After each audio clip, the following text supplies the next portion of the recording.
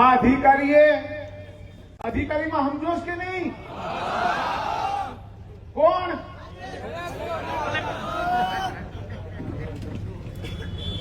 આણે ગઈકાલે બધામાં મોકલ્યું કાઢ્યો કે દીદું ઝૂકી જાય. તારી 7 પેઢી આવે ને, 7 પેઢી આ નહીં ઝૂકે. હું મારું જીવન ન્યોછાવર કરતો જ્યાં સુધી તને ભ્રષ્ટાચારી સાબિત ન કરી દઉં ત્યાં સુધી મારા જીવનના અંતિમ સમય સુધી તારી સામે હું લડાઈમાં રહેવા. મને ખબર છે કે તું 2, 4, 5 મહિનામાં 6 મહિનામાં રિટાયર થઈ જા, એ પછી પણ મારી લડાઈ હું તારી સાથે છોડીશ નહીં. તને પૂછવું હોય તો પૂછી લેજે. આ કોડીનારના કડેલને ને શાસ્ત્રીને સુપ્રીમ કોર્ટ સુધી અમે છોડ્યો નતો. અને તું તારે ભ્રષ્ટાચાર કરવા છે, તારે રૂપિયા ભેગા કરવા છે અને તું અમને દબાવ આવે છે એમ? મારું જેટલું પણ ગેરકાયદેસર હોય ને એટલું તું તારે પાડી નાખ એટલે મારે બધું કાયદેસર થાય. મારા છોકરાઓને પછી શાંતિ. પાડી નાખ, જેટલું હોય એટલું કાઢી નાખ. મારા બાપાએ મને ખૂબ આપ્યું. મારે તને કેવું છે? પણ હું તને કઈક પ્રશ્નો પૂછવા માંગુ છું આ જાહેર મંચમાંથી. હું ગુજરાત સરકારને પણ વિનંતી કરું છું, મુખ્યમંત્રી શ્રીને પણ વિનંતી કરું છું કે મારા મુદ્દાઓનું તમે ધ્યાનથી અમારી સાર્વજનિક રજૂઆતના રૂપમાં લઈ અને આ ઉચ્ચ અધિકારી ઉપર સીબીઆઈ કક્ષાની એસીબીની તપાસ કરાવવા અમારી હાર્દિક વિનંતી છે. અમારા મુદ્દાઓ ખોટા હોય તો એમને જે પણ કાયદેથી થતું હોય ભલે અમારી પર કરે, પણ અમારા મુદ્દાઓની તપાસ ગુજરાત સરકાર કરાવે એવી વિનંતી છે.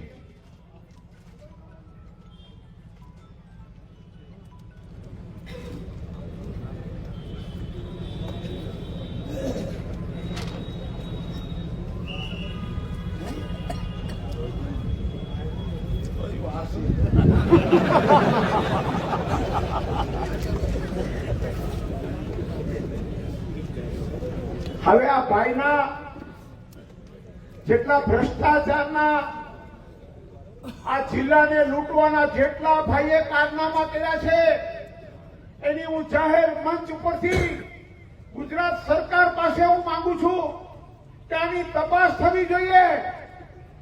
અને કોઈ પણ અધિકારી જો ભ્રષ્ટાચારમાં રતપ્રત હોય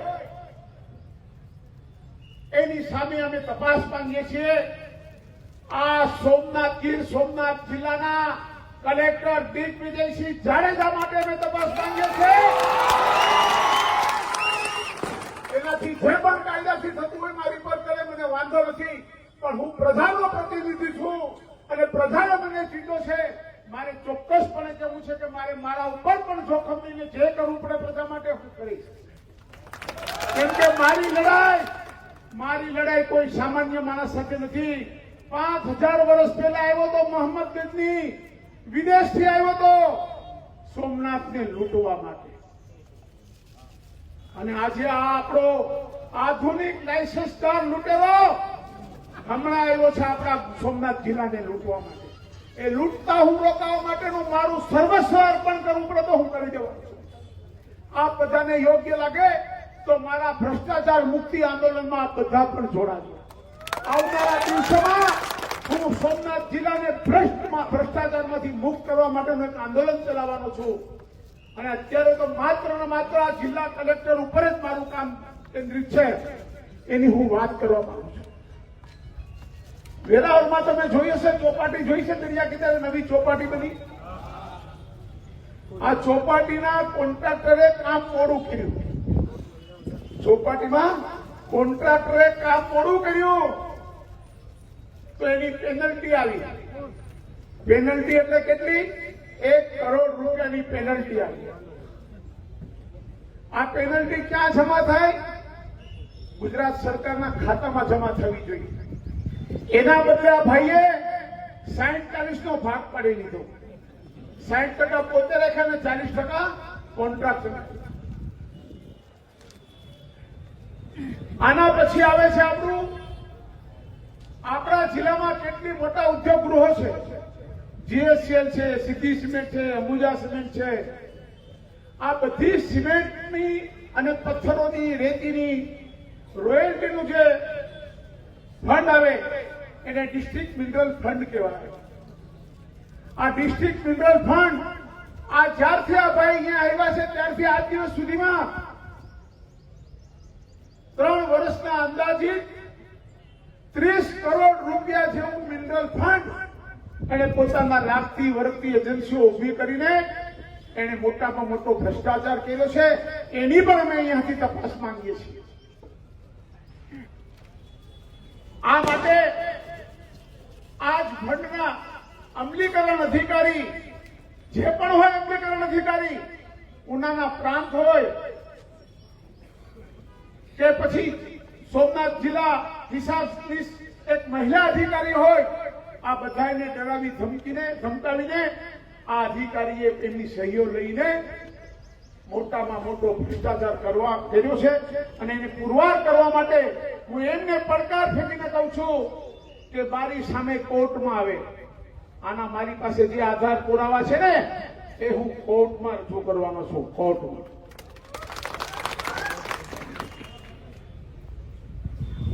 આ જ અધિકારીની કચેરીમાં પુરવઠા વિભાગમાં કામ કરતો આ જ અધિકારીના સમગ્ર જિલ્લાના વહીવટદાર તરીકે કામ કરતો જામલો દર મહિને 15 લાખ જેવી રકમ કેમાંથી આપે છે ખબર છે?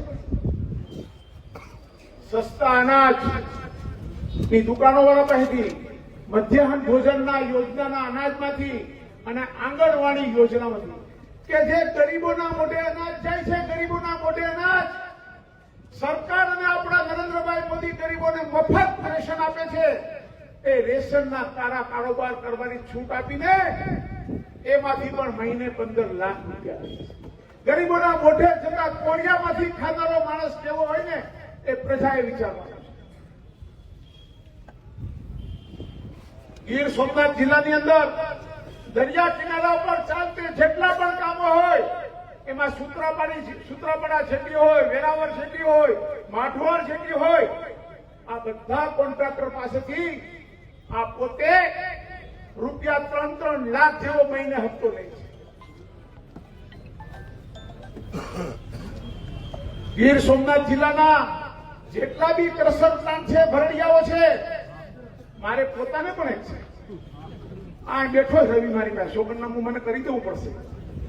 એને પણ એને મહિને એક પ્લાન્ટ દીઠ આ બધા ક્રશરો વાળાએ એક પ્લાન્ટ દીઠ મહિને 1.5 લાખ રૂપિયા આ જિલ્લા અધિકારી આપે છે. આવી જ રીતે રેતીના સપ્લાયર હોય કે કોઈ પણ મિનરલ આવતું હોય, ગીર સોમનાથ જિલ્લાની હદમાં પ્રવેશે ને એટલે આ ભાઈનો પોતાનો ટેક્સ લાગી જાય. મારે તમને કહેવાનું છે મિત્રો કે આપણા ગામમાં એક પેલું કેટલામાં મળતું? પેલા કેટલા રૂપિયામાં? 30 રૂપિયામાં. અત્યારે કેટલામાં મળે? 70 રૂપિયા. આ 20 રૂપિયાનો ટેક્સ છે ને આ ભાઈનો જિલ્લા અધિકારીનો ટેક્સ. આને ગરીબોના મકાન માટે રેતી હોય, કાંકરી હોય, પથ્થરો હોય, કોઈને છોડતો નથી. એની આખી ટીમ એને છૂટી મૂકી છે અને લોકો પાસેથી જેવી રીતે જ્યાંથી પણ હાથમાં આવે એવા પૈસા ભેગા કરી. તમને થોડા સમય પહેલા તમને ખ્યાલ આવ્યો હશે, પ્રાસલી યાર્ડમાંથી સસ્તા અનાજનું એક મોટું કૌભાંડ બહાર આવ્યું હતું. આ કૌભાંડનું શું થયું? આ જાહેર પ્રજા તમારી પાસે જાહેર અધિકારી તરીકે અમે હિસાબ માંગીએ કે તમે આમાં શું કર્યું? કાદુભાઈ નામના વેપારી અને મુકેશ રૂપારેલ નામના વેપારી, તમે એક કલેક્ટર દરજ્જાના માણસ થઈને તમે આ બિચારાઓને બધાને રાત આખી માર્યા, ધમકાવ્યા, ધરાક મુલાતો લેવડાવી અને કેટલા રૂપિયા લીધા? તમને બધાને થાય કે આને શું 90 લાખ રૂપિયા.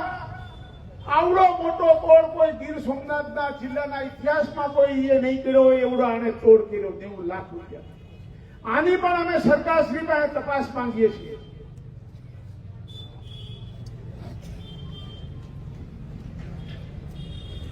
ઉના મુકામે મેં તમને તેલના કૌભાંડની વાત કરી, એમાં પણ એના બે વહીવટદાર જામલો ને રો પીઠારો. આ પીઠારો એટલે શું? હે તમારો જોરથી બોલો, બધાને સંભળાય. ઓળખી ગયા? આ જામલો તો આપણી અહીં નોકરી કરી ગયો છો, અહીંયા ત્યારે 1000 રૂપિયા ભેગા કરી ગયો. આ ભાઈએ આ તેલ કૌભાંડ માંથી પણ 25 લાખ રૂપિયાનો તોડ કર્યો છે. મિત્રો, મારે એટલા માટે કેવું છે આ બધું કે આવા ભ્રષ્ટ અધિકારીને હજુ તો એના ઝાઝા બાકી છે. આમાં વેરાવર રેન કંપનીની સામે ઇન્ડિયન ઓઇલનો પેટ્રોલ પંપ એને સીલ કર્યો હતો, મેં વાંચ્યું હશે છાપામાં. એ સીલ ખોલવાના અને પેટ્રોલ પંપ ચાલુ કરવાના પણ 15 લાખ લીધા. ગીર સોમનાથમાં આવેલા ઉદ્યોગ ગૃહો, એમને લીઝનું કામ હોય, જમીનોનું કામ હોય, આ બધા પાસેથી એને કરોડો રૂપિયા ઉઘરાવીને પોતાના ઘર ભેગા કર્યા છે. આની પણ અમે તપાસ માંગીએ છીએ. અને આનાથી પછી સારી વાત કહું, આમાં પછી સાંભળજો, સરકારી અધિકારીઓ ખાસ સાંભળજો. બિચારા મહેનત કરે, તલાટી, સર્કલ, નાયબ મામલતદાર, અને આવલી કહેવત નથી, માલ ખાય મદારીને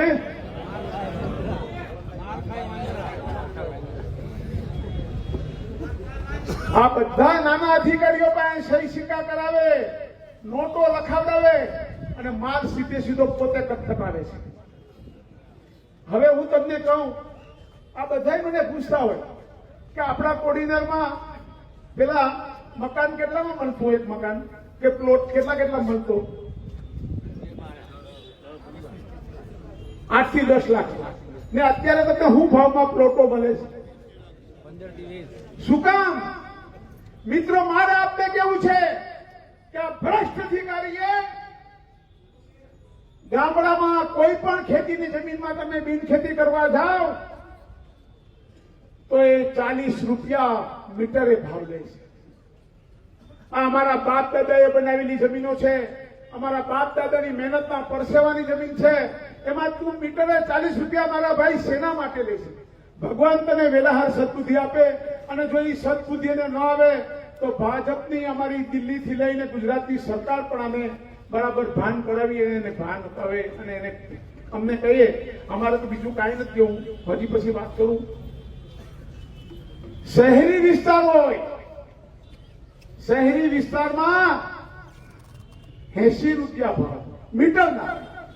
આપણે પ્લોટ મોંઘા થઈ ગયા, મકાન મોંઘા થઈ ગયા, એની પાછળ મૂળમાં કારણ આ ઉચ્ચ અધિકારીનો ભ્રષ્ટાચાર છે. મિત્રો, ભ્રષ્ટાચાર. આ મંચ ઉપરથી હું તો નરેન્દ્રભાઈને અને આપણા મુખ્યમંત્રી શ્રી ભૂપેન્દ્રભાઈને વિનંતી કરું છું કે આપ અમારી વચ્ચે મધ્યસ્થી કરીને આ અધિકારીને કહો ને કે આમાં અમને 50% રાહત અપાવે. એને એમ છે, એને ગાંધીનગર સુધીના પણ ફોટ ખખડાવી લીધા. મેં તમને કહ્યું એમ કે મને આ કાર્ય કરવા માટે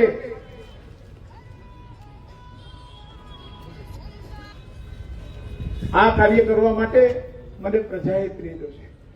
એટલા માટે પ્રેર્યો છે કે એને એમ કે મને જિલ્લામાં કોઈ રોકતું નથી, ટોકતું નથી.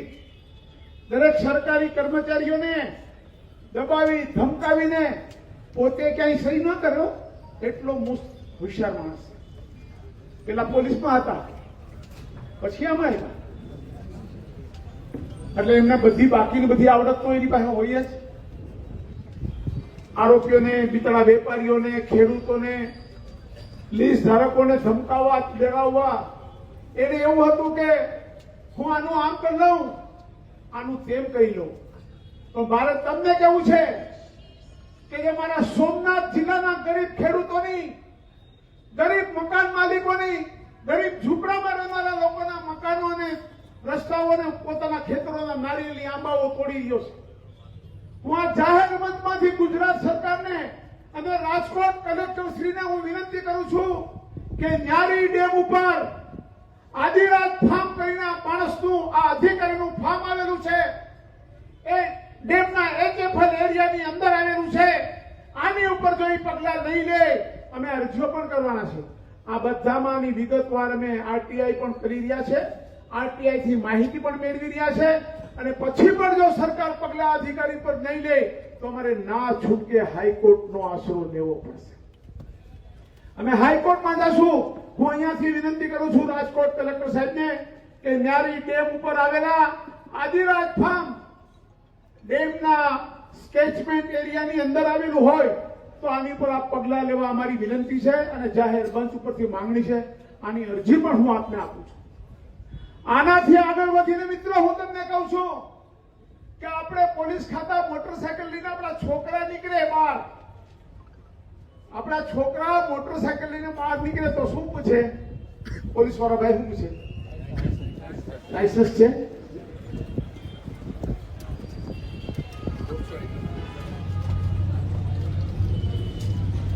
ખબર છે તમને કઈ? આપણે મોટરસાયકલ ને આપણો છોકરો નીકળે અને એની પાસે શું ન હોય તો લાયસન્સ ન હોય તો દંડ કરે ને.